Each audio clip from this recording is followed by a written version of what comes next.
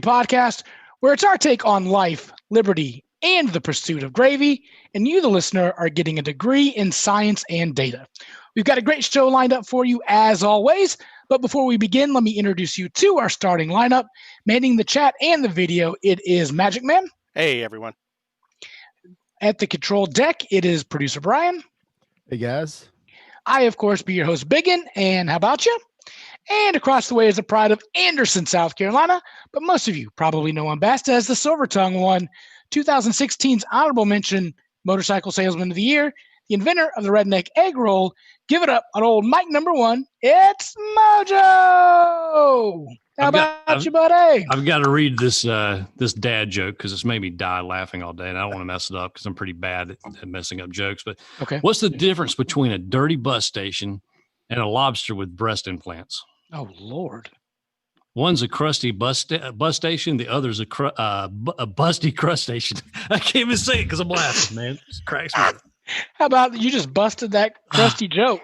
Even reading it, too. That's pretty bad. That was so eloquent. That's me. Just like our show. The gift of gab. So appreciate you guys tuning in. I have switched locations. I'm now in my secret bunker at Blue Collar right here. Look at that.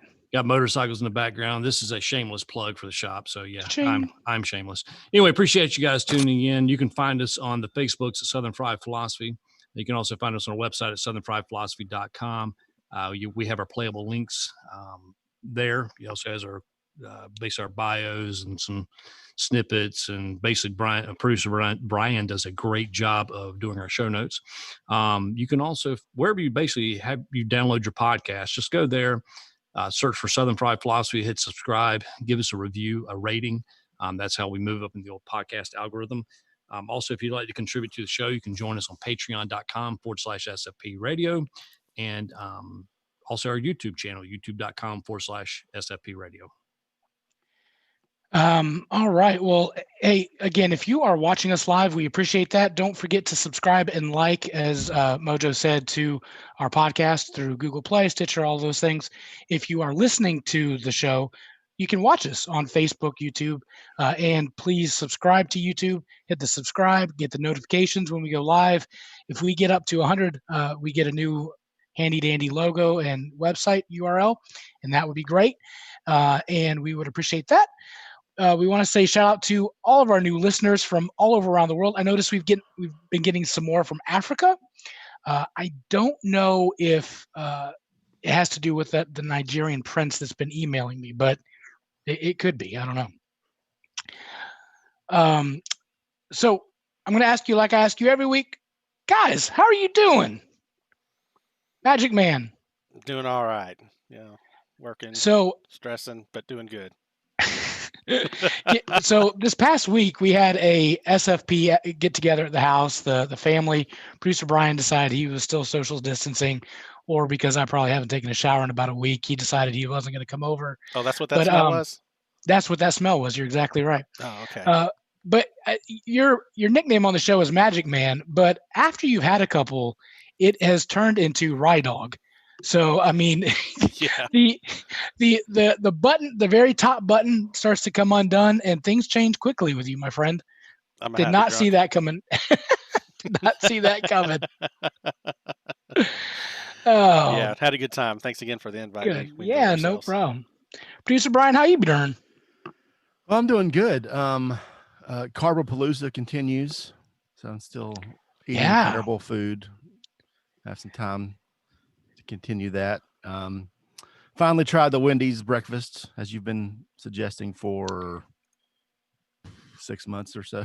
Right. And if you're just tuning in, we tried to be healthy at the beginning of the year. We all went on diets. Things were going great. And then coronavirus hit, and we decided it was either carbs or Corona, and we all chose carbs. So at least we're still alive. So that's good. We were all going to die in March anyway, so it didn't really matter. Well, it's still March, so it could still happen, right? I thought it was April. It's June, right? Because I don't even know what dang month it is. It's ridiculous. Yeah, I didn't know it was Thursday. So I am stoked about your review of the Wendy's breakfast. Yes, the much anticipated producer Brian Wendy's breakfast sandwich review. So I took your advice. I got the honey butter chicken biscuit. Hey, buddy. It was chicken. There was a biscuit, and no. there was honey butter. Oh no. Honey butter was definitely the best part. Oh no. You like where this is going, right? No. To be honest, it reminded me of a Chick-fil-A sandwich, like not in the best way. Like the biscuit, it might as well. I think you could get a better breakfast at Chick-fil-A if you get a little packet of honey and put it on the chicken breast there. I think you'll be in a better place. Maybe my Wendy's ain't doing it right, but wow, it was okay, but it wasn't. I don't know. It wasn't all the hype I thought was going to happen. I also ordered a Frosty Chino, which how did you like that? The picture looks amazing, right? Mm-hmm. It's watered down coffee with like some half melted Frosty in it, so that wasn't great either. So I didn't have a great experience. That's basically what I'm saying here. Let's just finally admit that everyone's breakfast besides Bojangles is just a hot garbage dumpster fire.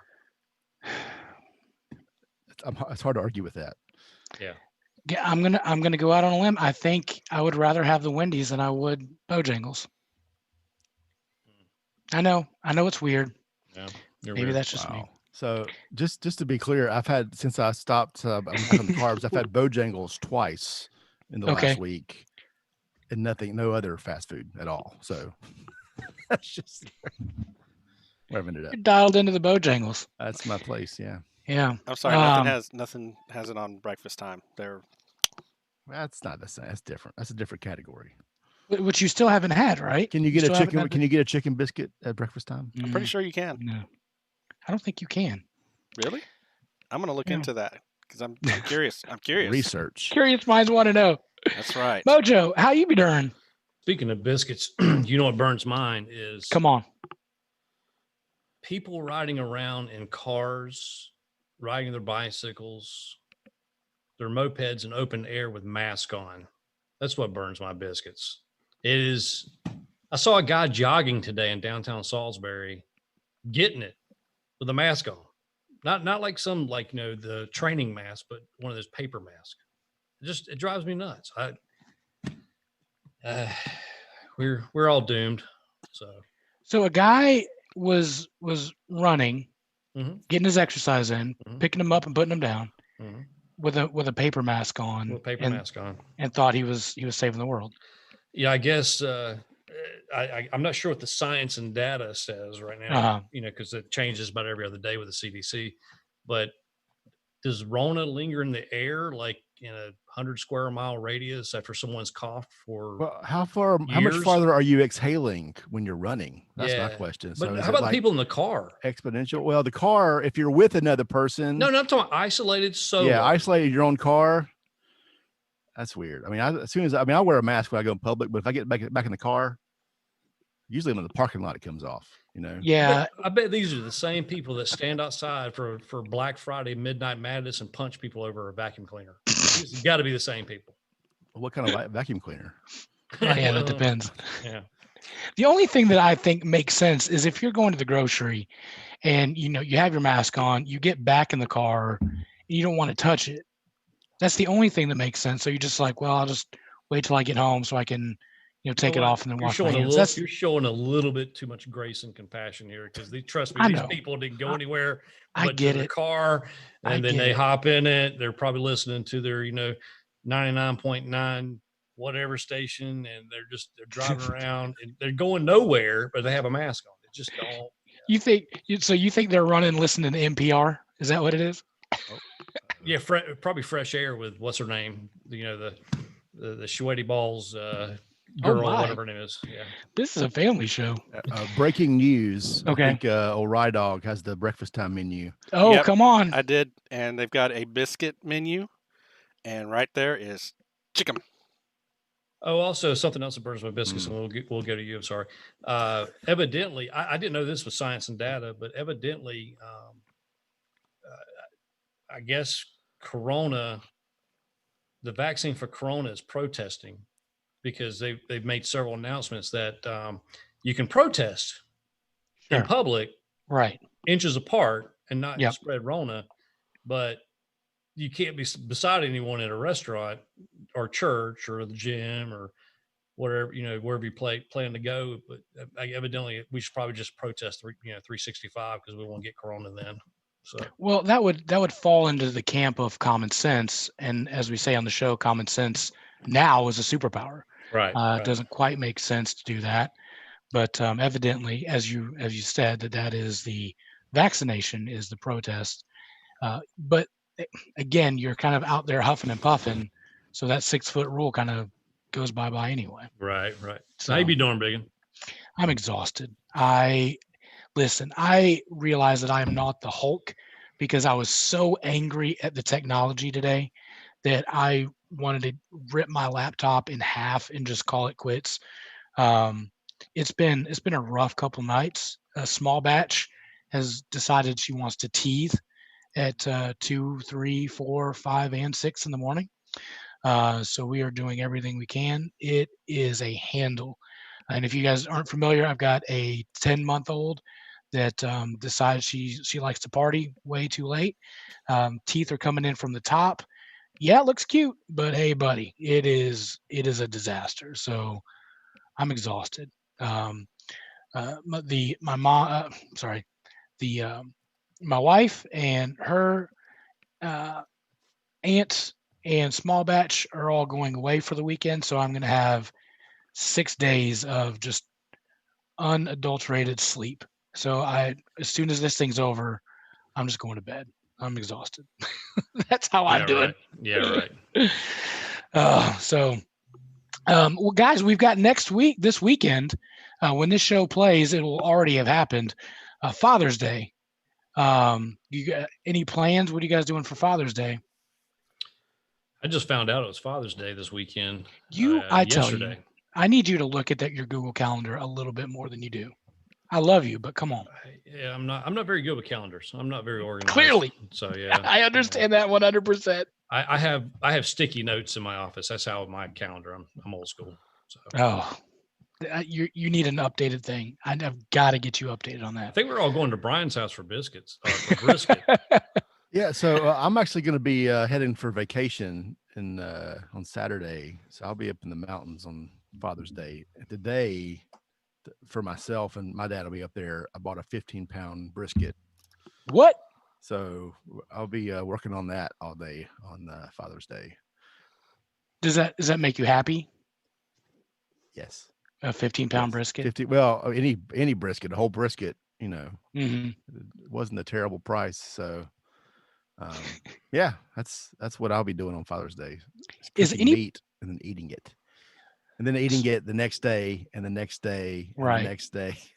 Are you bringing it to any of our houses, doing a drop-off? I won't make it that long. Yeah, I didn't think so. Sorry, guys. So in the fight for equality, how many think that they're going to have a Father's Day just as good as we gave it out for Mother's Day? Show of hands. It won't happen. Well, you're assuming we did a good job for Mother's Day. Well, they're going to do a better job they're going to get more than we are. But should Father's Day not be just as good as Mother's Day? I think it should, but it never is. I mean, it never is, right? I mean, everyone loves mom, right? Uh-oh. I mean, I think my wife's in the other.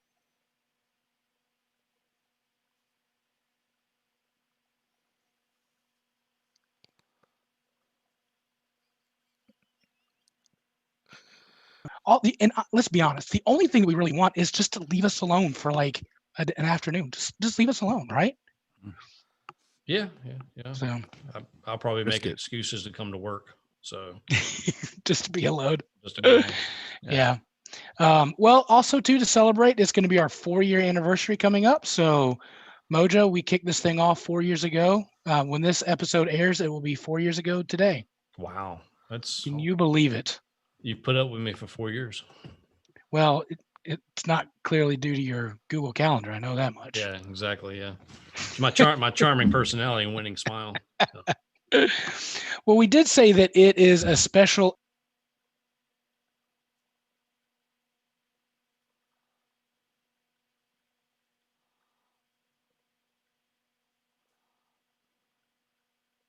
And started a dialogue with him about some help. And then we've got a plethora of people. So we want to say Mr. Reed is a military vet. We have some other businesses that have helped out, including yourselves. So we want to give everybody a shout out and talk to them. So just tell us a little bit of the backstory of how this started. Well, first off, I saw that Donna messaged us everyone's names, and I got you. Oh man, if we thought Tentu's name Parameswar was hard enough to say, we got all these other names too. So Mr. Reed is the only one we can pronounce. That's the only one we got.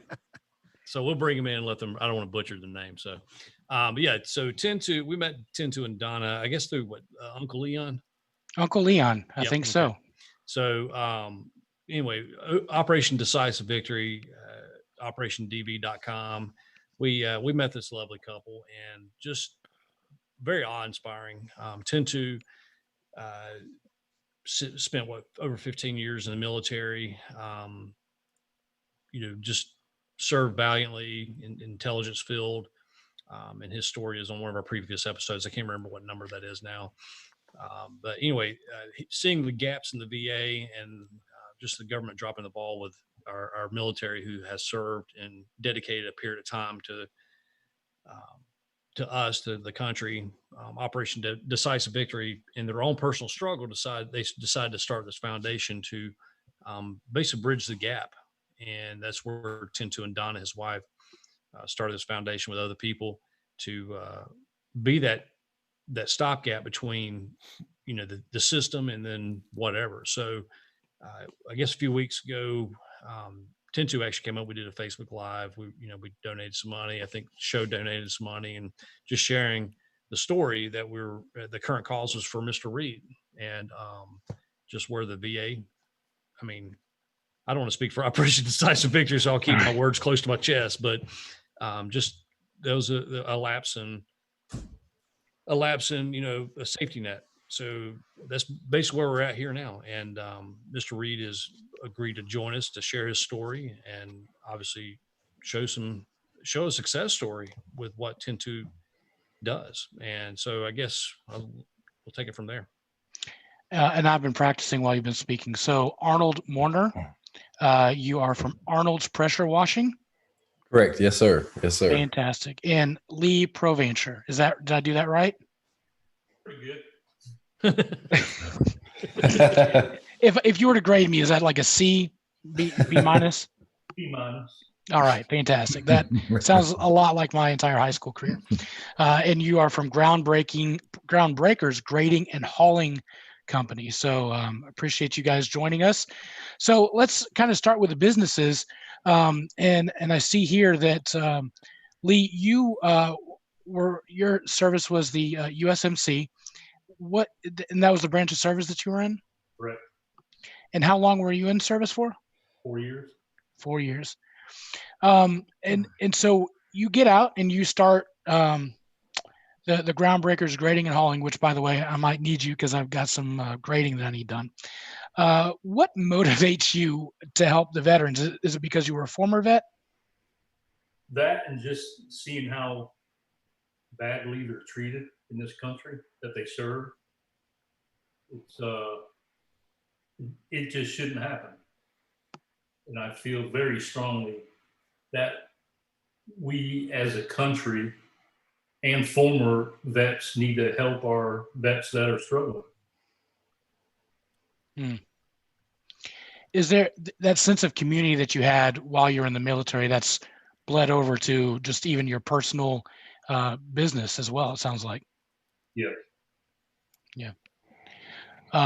What are some struggles that maybe you've seen personally that's been frustrating, of some stopgaps from your point of view? Just seeing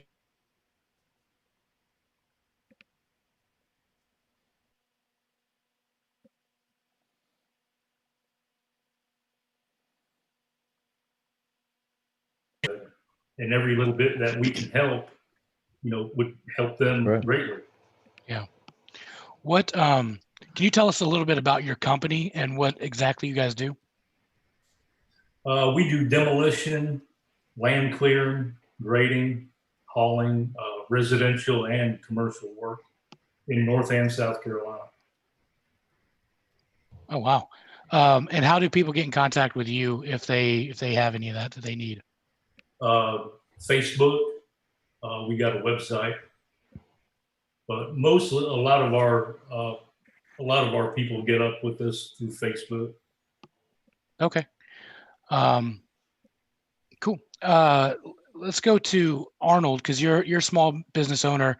You didn't serve in the military, but you still also have a heart and a passion for vets too. Is that right? Yes, absolutely. My dad's a Marine, and I too wanted to be a Marine, but I was turned down due to physical reasons that I was not aware of. Oh, wow. But that's okay. But absolutely, anytime that I see a veteran in need, I feel that, that could be me, that could be anybody. I mean, in certain situations, circumstances or whatnot. So I feel that it's very important that, we should all just keep a lookout, keep our eyes open, ears open, just at all times, just for situations like that you could possibly be a part of. Yeah. And you guys being a small business, do you guys get constantly inundated with, hey, help us with this, donate this, that kind of stuff? Because I know Uncle Leon has said that multiple times where it's just almost overwhelming, and you kind of pick and choose, no pun intended, your battles of which one you're going to give to. Is that accurate? Yeah, you get phone calls constantly, daily, from all types of different organizations, and you really don't know exactly where they're coming from. So basically what I'll do is, and I'm not trying to toot my own horn because I wouldn't be anywhere, but basically the way that I donate is, at the end of every day, whatever I made on 10%, I'll take 10% of my gross earnings that day, and I'll just try to find a mom, and Dollar General that's cussing at her kids because, they want every piece of candy. And so I'll just go over there and just kind of help out, just give her whatever. And the same with veterans, same with basically anyone that I may see out about, especially Salisbury. You know how it is in Salisbury, you're going to get hit up, every time. So long story short, I'll try to give to someone on the street before I'll give to any organization, basically. Yeah. It's interesting. And you do pressure washing, is that right? Yes, sir. Yep. And then it's Arnold's Pressure Washing. How do people get in contact with you if they need pressure washing? Mainly, again, like Lee said, on Facebook. You can go to Arnold's Pressure Washing on Facebook, and you'll see I'm on there. I annoy people daily. I'm all over Facebook. So. I understand that. Yeah. So how did this Intentu, maybe you can ask, how did the partnership between you, Lee, and Arnold, how did that happen? And Brandon, by the way. So Brandon also gave as well with this story from Mr. Reed. Well, I guess the partnership is that community connection we talk about. We've been working with Mr. Lee and Arnold well over probably 2 years now, as far as fundraising efforts go, helping out local veterans go. So it's really about that networking, again, letting people know that we exist. And I know, you had asked earlier about being hit up about donations and fundraising. Sure. One of the big things that ODV constantly tries to promote and encourage our community to understand is, for us as ODV, it's not always about money. Will money help? Yes, great. If we have a service that we can use to help a family out, that's really equivalent to money. So in Arnold's case, where we have an older veteran couple that may be in some trouble because they can't afford to wash their driveway or their house, and they're getting hit up by their HOA or whatever it may be, that's where we would reach out and say, hey, Arnie, would you be able to help us out with this family? And he could. And Mr. Lee's case, the same thing, hey, Mr. Lee, we have this veteran that needs some assistance. You have a professional skill that, he currently cannot afford. Would you be willing to help out in that sense? So the assistance that we provide is never always about money, though money would help. And that's really how these connections came about. At the end of the day, being a veteran or a supporter of a veteran community, you guys will always have something you can contribute that a veteran somewhere somehow can utilize. And that's really where this relationship started with us. Right. And that was just, again, local small business in Salisbury? Yes. Well, I believe Arnold's out of Salisbury and Mr. Lee's out of Mount Pleasant. Okay. Right. Mm-hmm. So, Tentu, can you give us like a brief overview of, and I don't want to steal Mr. Reed's spotlight, but how did you get connected with Mr. Reed? And then how has his story, Lee and Arnold, if you guys can tell us, how did his story and the impact that ODV had change your experiences or your life, if you could say that? Well, in Mr. Reed's case, you know, he was one of those veterans that unfortunately fall on hard times, like many that we come across. But in his case, he came to the realization that he had a problem. To resolve that problem, he approached the local VA. They had admitted him into a local program to assist him with that recovery.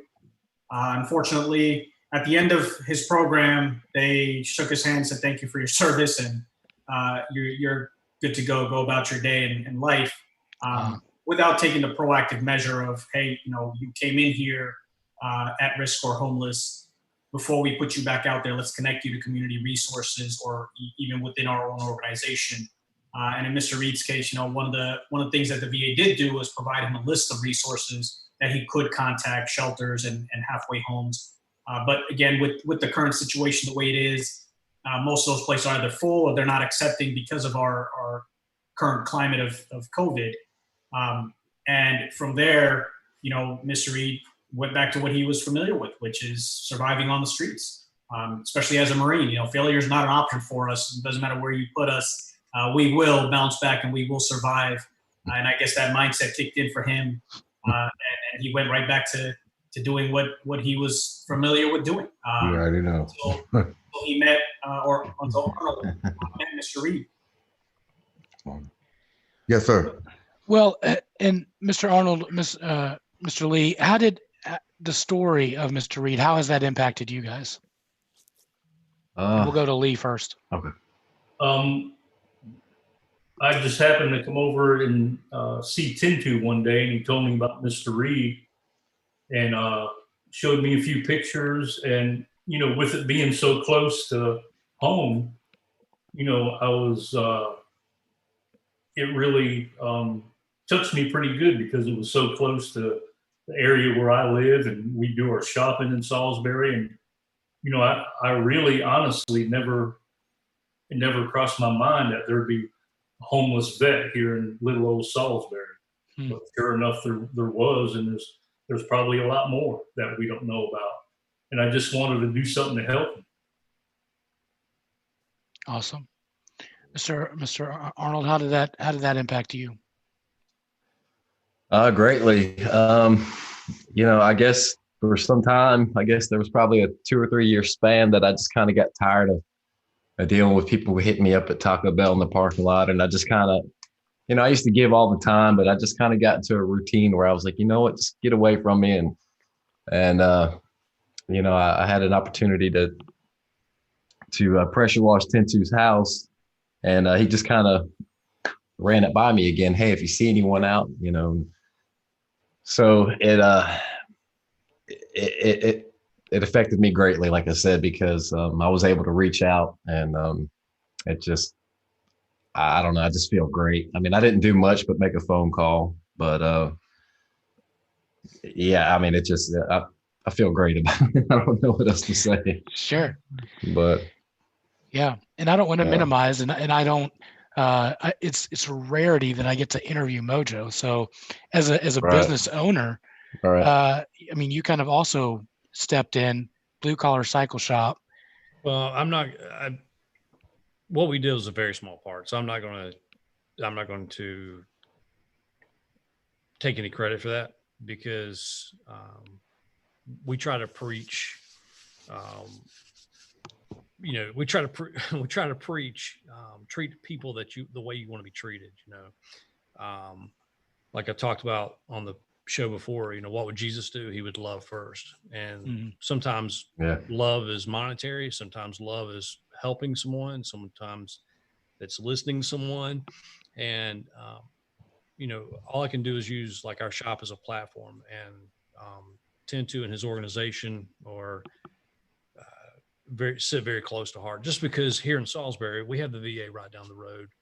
I don't know how, in comparison to North Carolina, I'm not sure how large it is, but I know a lot of people, a lot of vets get shipped here, and we get to see the result of some of the failed policies of the VA. And we have a enormous homeless population here in Salisbury. And a lot of those are vets and vet families. And there's really nothing out there to help. So, and just like he said, I'm not a very big fan of like donating to huge organizations, like, the national ones, the ones that have the telethons back in the day. And you see the fancy flyers, and they do the 5K runs. I don't donate to those because their overhead is so exhaustive that, very little of the contributions go back to the actual ground, Right. So, tend to, was it 97%? I think it's in the high 90s of every donation goes directly to the cause versus the opposite. And that's the reason why, if anything we do in the future, when we do with Operation DV, I know every dollar that we put our name behind, we try to raise goes directly to, the vets that need help. So. All right, let's go to the star of the show, Mr. Reed. Oh. That's you, man. That's you. Hey, God bless you guys, man. Oh, man. God bless you. Thank you again for your service. I'm not supposed to say that, Tintu said, but, I'm going to say it anyway. Tell us your story. Well, it's quite simple. First, I want to thank y'all for y'all service. And Mr. Mojo, you contributed greatly more than what you think. Mr. Lee, Mr. Parameswar. And as far as you guys even airing this on the thing's called a podcast, God bless y'all and thank y'all, man, because it helps from the bottom of my heart. It touches me. I came out here March 11th, and I was in I can't remember the name of the VA hospital, William Hefner in Salisbury. And I stayed there from March 11th to April the 3rd. And as Mr. Parameswar say, and I'm not down in the VA or nothing like that, or the government or nothing, but sometimes they don't help, or they selective on who they help. Not color racism, because I came from being an alcoholic. And right when I got in there, then the virus hit, and they weren't accepting no one into a program. But then they let two guys go into a program that were like drug addicts for whatever their drug was. And God bless their heart as well. So after 23 days, they told me, so, okay, you could just go out now and you could do it yourself. And they knew I had nowhere to go. And my doctor took me off work like 15 years ago when I was 40. Without structure in life with nothing to do, I'm not going to do nothing but drink. So I went behind this church and the windows broke. I slept right there. And later, I met this gentleman like 1:20 in the morning. Mr. Arnold did way more than what you think, bro. Can I shake your hand? Yeah, it's like 1:20 in the morning, bro. He ain't got no reason to talk to me whatsoever. No race or color, nothing, but 1:20 in the morning. Not saying you're not going to trust nobody. You're going to do what you do at the store. You're going to get in your car and leave. And he comes up to me and he asks me if I'm okay. He's trying to give me some money. And I'm like, no, I'm good. I got money. He's like, nah, take this. And he gave me $5. And he kept talking to me. All of a sudden, he was like, no, wait a minute. Give me that $5 back. He's like, here, go take this 20. I'm like, nah, I'm okay. He's like, nah, take it. I don't know why I didn't give you both. It doesn't matter. you gave me love out your heart, bro, from the beginning. You're also a really bad negotiator. Man. Well, I think it was all in God's blessing because, see, behind that church, I'm like this, like Mr. Parameswar say. I came out here to the VA. I came with them with a backpack and a sleeping bag. Because no matter what it's like being in the military, if you're out there in the desert, in the woods, or wherever you're at, bro, you got to survive. So wherever I go at night, I try not to be seen by that many people. And when I'm there, I'm not going to get up and move. For some reason that night, I felt uncomfortable. I said, I'm going to go sit at the gas station, charge my phone, listen to music, wait for the sun to get up. Because I kept seeing this one car that shouldn't have been there.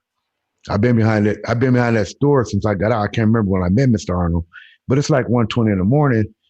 And he came to my attention, and he's the one that initiated the conversation. And before he finished, he was like, you know what? I know this other guy, he's a Marine. He like, I pressure washed. I say, I'm gonna give him a call. I'm sending him something like, bro, it's like 1:20 in the morning. He like, nah. He say, this dude is cool. He told me if I need him anytime, call him. He told me if I see another vet. And that's what started at Mr. Arnold, which led to Mr. Parameswar. And they put me in, he came and got me. He asked to take a couple pictures. I ain't got no shame. This is how I'm living. And then after that, he took me to the Cono Lodge. I believe his company put up like 4 days, and he told me Mr. Lee and some other sponsors, I believe Mr. Mojo or something like that, they had me there for like 10 days. And then Mr. Parameswar went even further, which I thank God for all of y'all. He went further. He was with Volunteers of America. I heard about him before, but not to the extent. And they put me over into the Comfort Inn and Suites.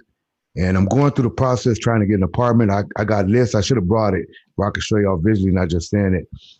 But I'm calling these places, and it's not just the virus. The virus got a lot of effect on it. A lot of them just got no availability.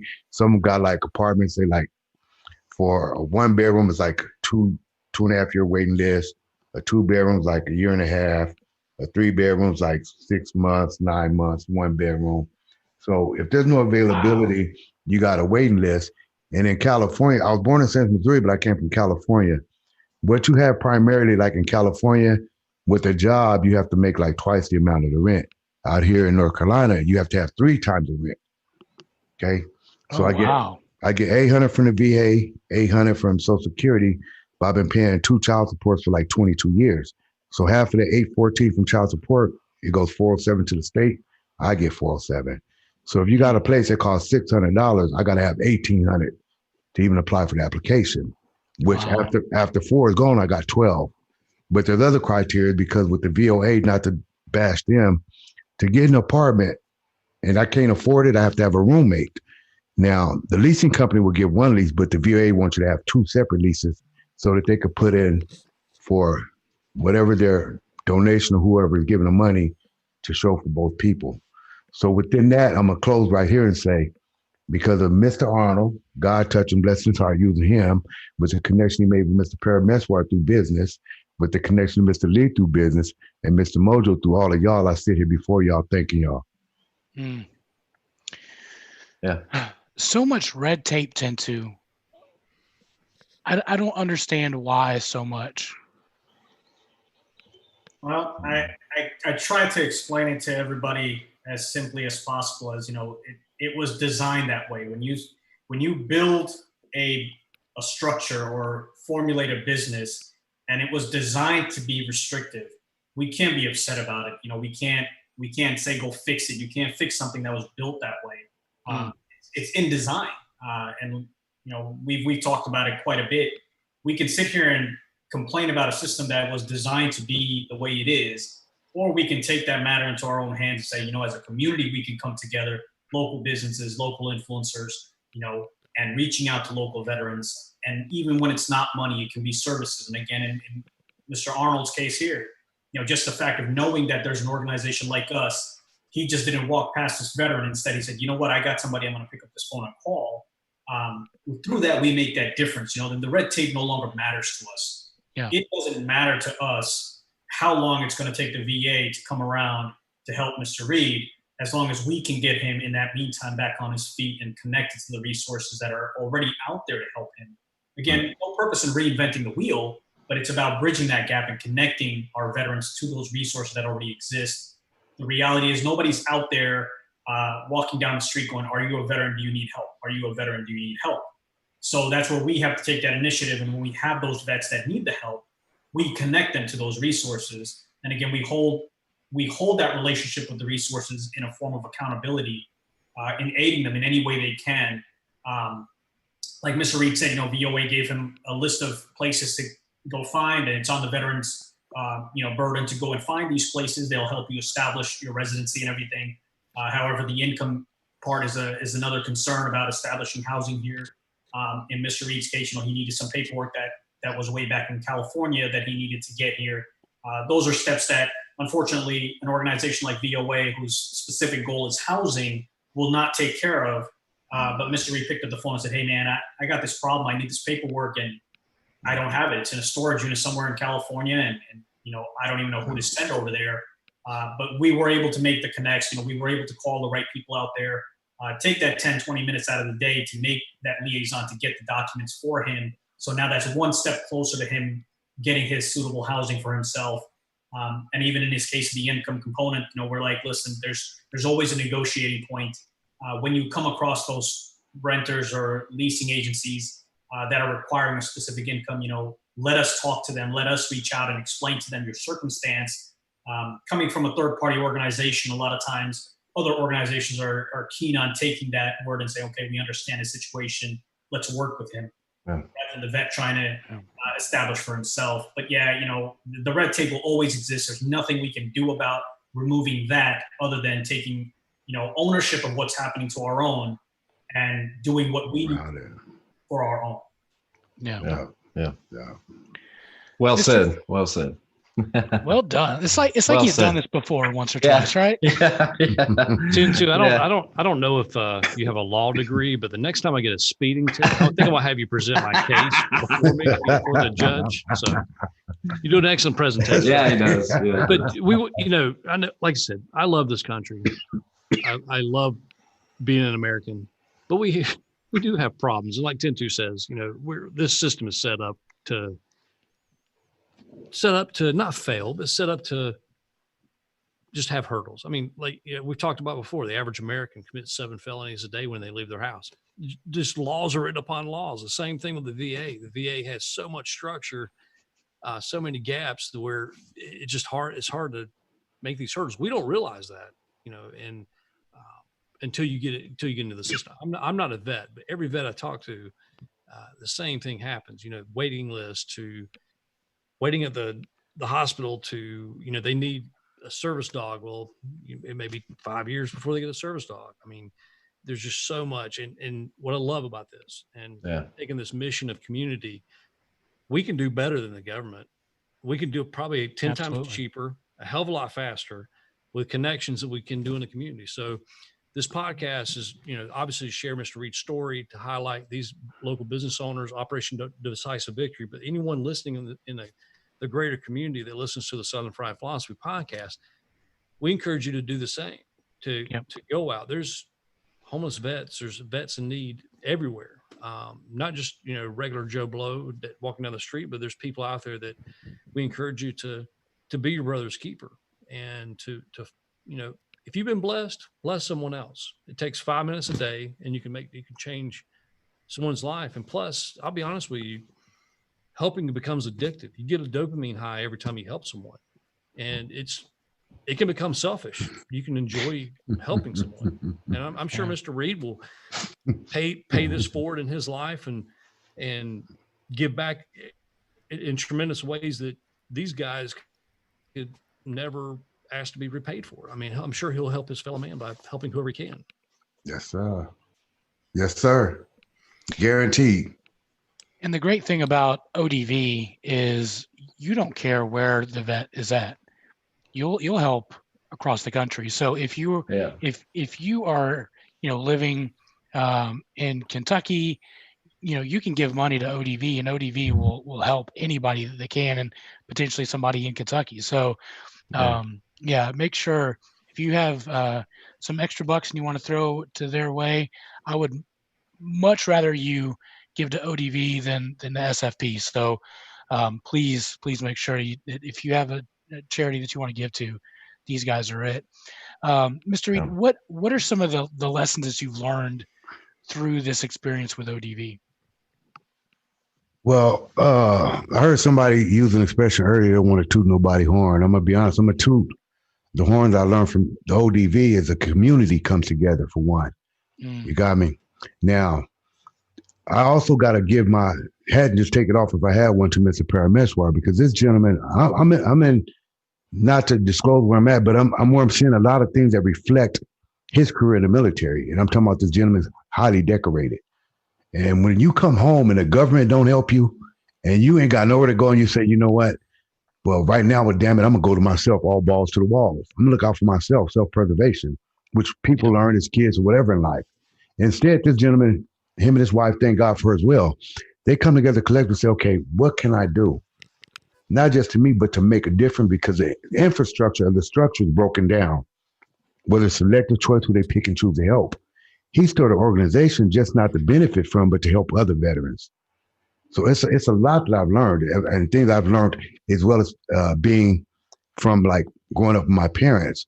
But see, what Operation Decisive Victory is doing like this, man, they're reaching out within the community. And I'm sure if he had a chance, he'd be trying to do it worldwide if he could. Sure.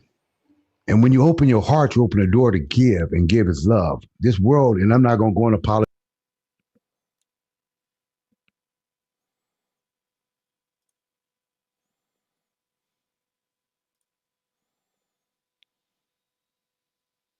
Come on. When you give, like what you call it, a dopamine high, bro, that touches.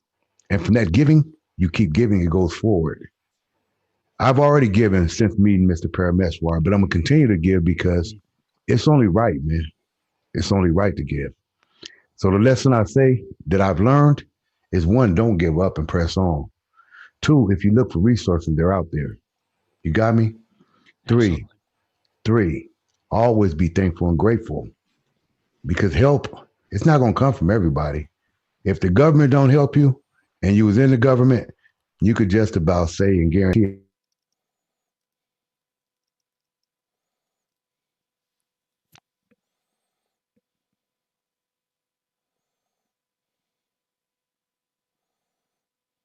Send a sexy message to my wife. I'm gonna text it to you. You do an audio recording, and then I'm gonna message you. I think I would get my way anytime. Nah, I think I'd be fired, and you'd probably be on the verge of divorce.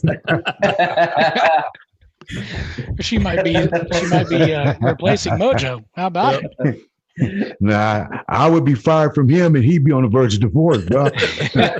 Hey, I'm not saying that against sex or none, but I ain't been with a woman in like 14 years, bro. And not to say a woman with a conflict of interest, but to my perspective, most women I meet, they want the same thing. I want some money. You know what I mean? So before I give a woman money, I'll give it to another homeless person or a veteran. I can't go by a bus stop and see a homeless woman on a bus stop bench, like my mama age in her 80s. I don't care what nationality. I got to go to the ATM and give them some of my money while I'm still on the streets. And when I give, God gonna give back to me. And my blessings have come from God through these gentlemen, this whole ring that you see on your podcast. I love it, man. I thank God for y'all. Y'all made my day. Well, I'm not gonna say I'm in the same boat as you, but I've been married for 15 years, so it's pretty close. Pretty close. Hey, you blessed. What that gentleman up to my far left, he was the one with the beard. Why you laughing? How long you been married? I've been married for 9 years, but you blessed. Biggin likes to joke about his honeymoon. So yeah. I thought that was every day. Oh Lord, no, sir. Again, I'm pretty close to where you're at as well. Don't go there. I've been married for 24 years. My wife and I, we've started counting ours in dog years. So I think it's like 168 years we've been married. Oh boy. Boy. Hey, I want to compliment and congratulations to all of y'all that's married for real. I was married before, but that has nothing to do with my situation, really. But, sir, you've been married 24, man. I can't remember what they call 25, but I want to congratulate you on that 25th before it come. Because you've been married that long, oh, you ain't getting rid of her. That's love, bro. That's love. She'll probably kill me for the 25th. So nah, she loves you too much for that. That's love. No doubt. Mr. Reed, what's the hopes for the future for you? Where are we going? My whole goal was coming out here through the VA to try to build a foundation, because without a foundation, you got nothing to build upon. So I want to get my life back structured, just like my pops was telling me before he passed. He want to get a piece of land and grow his own food so he know what he's eating, because from like the cowboy days, I was born in 64, like 69, early 70. There used to be a lot of farmers, you know what I mean? A lot of, you had a lot of cattlemen, a lot of farmers where people were growing the food we're eating. Now I believe everything basically being grown by the government They learned how to clone the first sheep probably over 30 years ago. Steroids, animals are bigger. I was in Tifton, Georgia some years ago, and we went to a place called Brother Charlie's. Went to pick up, it's like a Goodwill. They went to pick up some clothes in the country, and this dude had some chicken silos. And he said he's going to take the chickens to the market to sell them. He said they were 33 days old. I said to myself, a chicken don't get big in 33 days. I never raised a chicken. I don't know, but I don't think it grow that fast in 33 days. No. So I'm saying to myself, like, what did he do to make the chicken that big? And it can't be nothing that's healthy. Because if that's the case, my daddy told me there's nothing new under the sun. They would have figured out how to make chickens big back in the cowboy days. Listen, they figured out how to make children big. I know that much. Well, we got to be careful. We got to be careful what people are getting, because like I had a small heart attack, and my doctor took me off work like 15 years ago. I stopped working when I was 40, but I had a small heart attack like 11 years now. And the doctor, he said, "Do you drink?" I said, "Yeah." He said, "How much you drink?" I said, "Like 2 beers a day." He said, "Well, you can keep drinking. Drinking ain't getting a heart attack." He said, "You smoke?" I said, "Yeah." How much you smoke a day? I said about 6 cigarettes a day. He said, "Well, you keep smoking. Smoking ain't get a heart attack either." I said, "What did?" He said, "The food you was eating." Mm-hmm.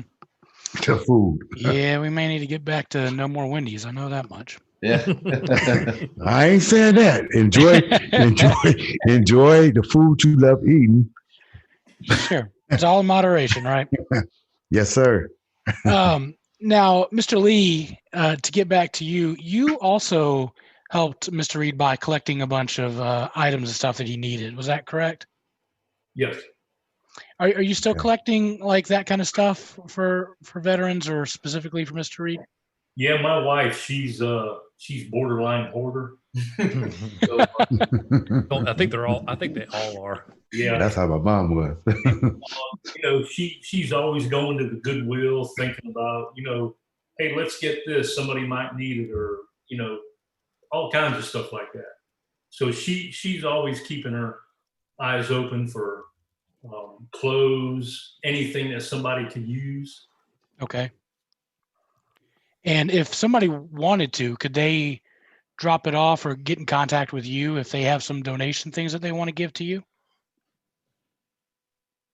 Sure. Yeah, absolutely. Okay. All right. We'll just fantastic. Bring it on over here. Absolutely. Okay. Fantastic. Tintu, what are some of the red tape things that you had to overcome to help Mr. Reed? Well, primarily it was trying to figure out how that break happened between the VA having custody of someone that was already at risk to them putting him out on the, out of the program. Unfortunately, you never get clear answers for that. There's always the politically correct responses you get for it. Oh, that's not part of the treatment program, or well, that wasn't part of the protocol, because everything runs off protocol for them.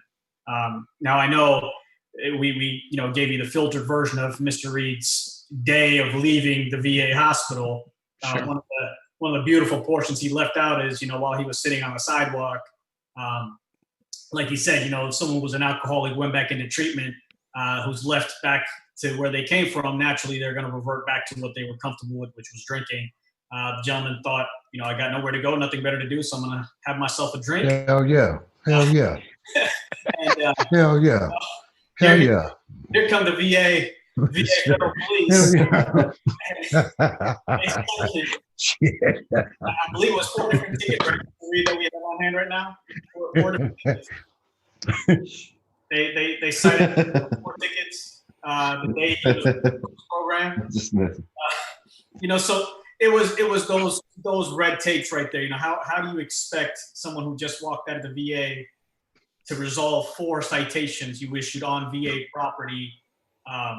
Again, the VA property concept, people find it hard to understand, but federal property, they own 30 feet into the road, all 4 directions about that. of their property. So it was a city sidewalk he was on, but by technicality, it belongs to the federal government. Oh, wow. So you were drinking on federal property, or whatever it is, open container on federal land. Okay, yeah. Those barriers, it's never an easy step to break away from, where he went and got himself help. If the next step in resources was available to him, he wouldn't have ended up with tickets. Instead, he would have probably been making phone calls, working with a social worker, trying to get established, or working with a financial worker, trying to get his finances in order. Again, one of the things I'd like to emphasize to you gentlemen is that Mr. Reed is not someone with $0 monthly. He does have an income that comes from his service that he served for DOD. However, like he explained, for someone, once they fall into that cycle of homelessness, getting out of it is extremely difficult. Someone at his age or his disabilities, you're not employed to have 3 times the income saved away or 3 times the income coming in on a monthly basis for him to get himself a home and recover. That's where organizations like ours and Volunteers of America step in and help bridge that portion of it, saying, okay, let's find you a place, let's get you set up and started, because once that's established, you can go ahead and self-maintain and care for yourself. So those barriers, where one resource is there, but the next one is not, there's a huge gap. It's like trying to leap over stones, but those stones are set extremely far apart. Even today, what Mr. Reed's situation is trying to get a place that would allow him to, be exempt from that income requirement. If that is forever the requirement out there, that ain't gonna happen. To waive it, individual like Mr. Reed might as well go right back to the street because it is not a recoverable situation. Not gonna happen. And, again, I know that. The barriers. Another one is that we come across is the response time, where Arnold had notified me. I believe he called me at 1 a.m. I was knocked out. Around 4:30 in the morning, he had messaged me. I saw it. I reached out to, hey, what's going on? He explained me to the situation. 4:30 a.m. Him and I had conversed about it. 4:30 p.m. We had Mr. Reed off the street in a hotel. So the response time is a lot faster for us. We are able to respond knowing that the VA, the HUD VASH systems, or other housing authority assistance programs out there take time to respond. It'll take a day or 2 or 3 days for them to respond. As Mr. Reed mentioned earlier, we housed him for 4 days, which is about the standard that ODV can house financially. But quickly we realized the organizations we were trying to pull together to help us carry him forward were going to be longer in delay in their response time. And that's where Blue Collar and the SFP and Mr. Lee and everybody stepped in and helped us, because we ended up having to house him for about 11 days. And from there, the next organization came in and took over. But again, the next organization takes over, they have protocols as well. So here's another barrier where that organization is willing to start Mr. Reed established in his housing with his utilities and everything, but the burden is on Mr. Reed to go find this place. Now we're talking about a gentleman who just came out of a homeless situation, who has no private transportation. Of course, knowing where we are currently, public transportation is very limited. And of course, income being limited, the amount of money he would spend trying to commute to different homes and properties becomes difficult as well. So that's another barrier there. Then again, when these documents and other elements need to be pulled together, the commute to get to these locations, it's never the location coming to you or the organization coming to you. In ODV's case, we're blessed and fortunate to be able to do that. We're able to commute to our resources or to our veterans that need the resources, or even digitally reach out. Because again, for us, one of the reasons, as you had mentioned, Biggin, the reason ODV doesn't have or is able to help nationally is because we don't believe in a geo-boundary with today's technology. It's not necessary. Yep. But the reality of it is people like Mr. Reed will always face a barrier, one or the other, if we don't have multiple elements of resources that come in to block those barriers and move them out of the way. And that's the unfortunate reality. It's never a one-stop shop solution. Like a lot of these organizations who expect them to say, hey, we build a house for a veteran, that's it. But what about getting the utilities established for the vet? Oh, well, we pay for utilities, but we don't pay for rent. So why pay for his utility when he can't have a house anymore by next month? So it's those elements where everyone needs to come together to remove those barriers. Barriers will always be there, Dave. That's the unfortunate reality of this. Like we talked about, the red tape is exactly what that is. It's the barrier. Everyone's got a boundary or a limit to what they're willing to do or what they're capable of doing. And as a private entity, when we have the support of communities and small business like you guys, we don't have those boundaries. As long as our board of directors gives us the green light, what we can do for our veterans is honestly limitless. Yeah. Well, tell me about PATH. What is PATH? So PATH is, it's an abbreviation for Peer Assisted Transition and Healing. One of the initiatives within ODV's programs, it's part of our homeless prevention initiative. What we were encompassing or designing in our minds, we're taking stories like Mr. Reed, and we have other gentlemen that we're working with as well, who are on the street, who are in those situations where we can remove them, house them for 90 days within our facility. It's a transition facility. We'll house them for 90 days, but within that facility, you have us, the ODV staff, that will help them file their benefits, get them connected with local resources. We'll have the county veteran service officers working with us that would come out there and help them file their paperwork. We'll have, the Social Security Administration, Department of Labor, because at the end of the day, when that veteran comes into our building and he walks out at that 90-day mark, the goal is to make sure he's able to self-sustain by having a roof over his head, by having food and clothing, by being financially stable, and being employed. Our concept in America of homelessness is one without a house. But we're forgetting he became without a house because of something else. He either lost his job, or he became substance dependent, or he was financially, irresponsible. There's many reasons that led to him being without a house. If we classify a homeless person just as somebody that is without a house, and you give every homeless person a house, you haven't solved the problem yet, because they still might have that substance issue. They might have that financial responsibility. So with PATH being a one-stop facility, what we want to be able to do is take these veterans off the street, assess the whole concept of what happened. Is it a substance issue? Okay, we need to solve that before we put you in a house, because otherwise you'll end up back in the same place you're at. Is it a physical issue? Then we need to get you the help you need for that, or a mental health issue. We got to resolve those along with getting them, to being no longer homeless by giving them a home. But that is essentially what PATH is going to be. We are currently scouting facilities, and our board is in active conversation with it right now. We want to be able to have something midway between, the Salisbury VA hospital and the Charlotte hospital as well. That way we can make sure our veterans get to those appointments, they get the care and help they need.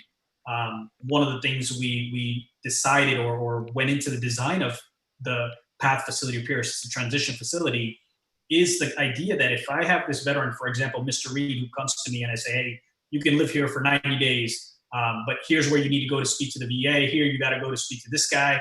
Then you need to go downtown to talk to the Social Security people. Then hike out 20 miles this way to go, get a new pair of shoes. You can't. You're putting something unreasonable. It's truly an unreasonable burden we're implementing on this veteran. So at the end of the day, we're really not resolving his problem. With ODV's PATH facility, we want to have a residential facility with we want to have a dining facility where we provide them their food that encourages them to save their money. We want to have counseling centers within the building. We want to have a pantry and a closet for veterans that choose to live on the street. Come in and get some clean clothes, come in and get some canned food. If that's your choice, then go ahead and be there, but you have a safe haven to come to. We're not going to operate as a shelter, so to say, but more of a transition facility, because we believe that the more exposure we can give the veterans to resources that exist, like Mr. Reed said, there is help out there. It's just getting to that help. So if we can have that help in one place, and this veteran lives there, eats there, sleeps there, and all his resources are in one place, 90 days would be ideal for us to get him back on his feet or her back on their feet and moving forward to a progressive reintegration back into society. That's fantastic, man. I love the heart and the vision of that, because like you said, you address the substance, the mental health, and the physical, and I'm sure the spiritual as well will be a part of that. That's fantastic. Guys, I've hogged the entire conversation. Do you guys have questions? I feel like I've just taken over everything. Well, I have a marketing idea for you, Tintu. So, which I'm full of great marketing ideas, if anyone knows me. So I have a music studio next door to me. They do R&B. So I'm going to have them recut Naughty by Nature's OPP to ODV. Oh, I like it. that's great. As long as we can get, any copyright infringement waivers and gotta have that. Nonprofit, we can't afford those big lawyers. You guys got.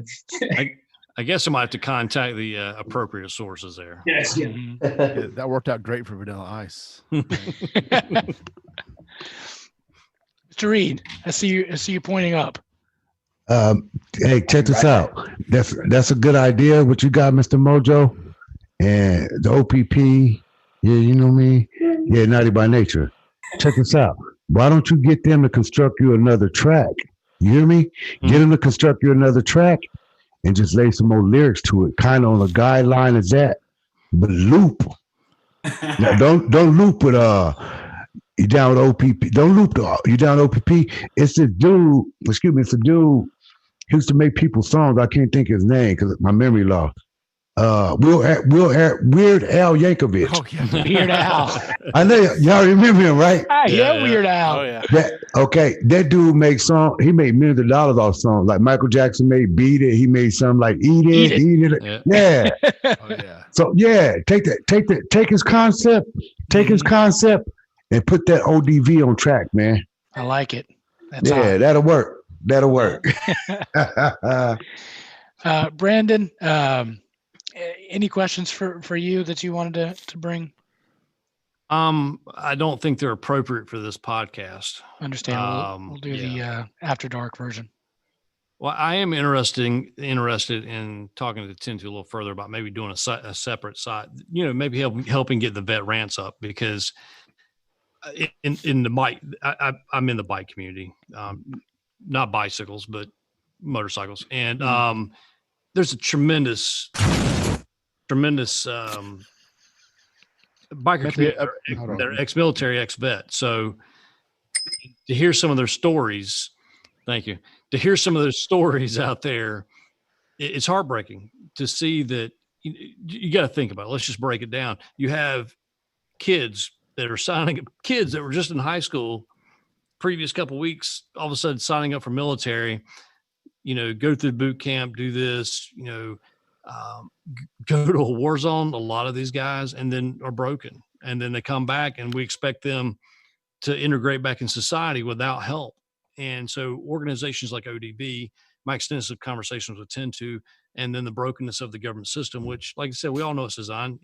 Anyone tried to pour gas out of a gas can lately with these new government compliance nozzles? I mean, that describes those things. Yeah, that describes the VA in a nutshell. Trying to pour gas out of one of these things without drenching your shoes and trying to set the car on fire. It just, that's just the way it works. So man, if anyone's listening to this podcast early on, my political beliefs are government needs to get out of the way. Let organizations like ODB, if we're going to pay tax dollars, then man, just cut the government out. Put these NGOs like ODV and the Path and things like that. Let these guys help out. They know best because they've been there. They have a heart for it. The average person who works for some of these organizations, they don't. I mean, they're there for the paycheck. I mean, I'm sure some of them probably have started out with the great intentions, but it becomes a 9-to-5 job. And obviously, if Tintu's answering the phone at 1:40 in the morning or 4 o'clock in the morning and whatever, these people are passionate. So this podcast stop. He's frozen. Producer Brian, Rye Dog, any questions for these guys? No, I'd love this story. I don't have any questions, but I love the story. This is good stuff. Yeah, I don't have questions. Yeah, I've enjoyed hearing. We already knew what ODV was doing, but hearing a story that it kind of touched all of us a little bit. We heard some of the beginnings of it. It's just great to, hear more of that. It's the kind of thing that you can't really get enough of. So the more stories you can tell like that, I think only helps your cause. Yeah. Putting a face and a story behind the organization, I think, helps a ton. And how it started, I think, Mojo, you said at a couple episodes or several episodes ago, you were just saying, hey, you talked to Tintu, they need some help. And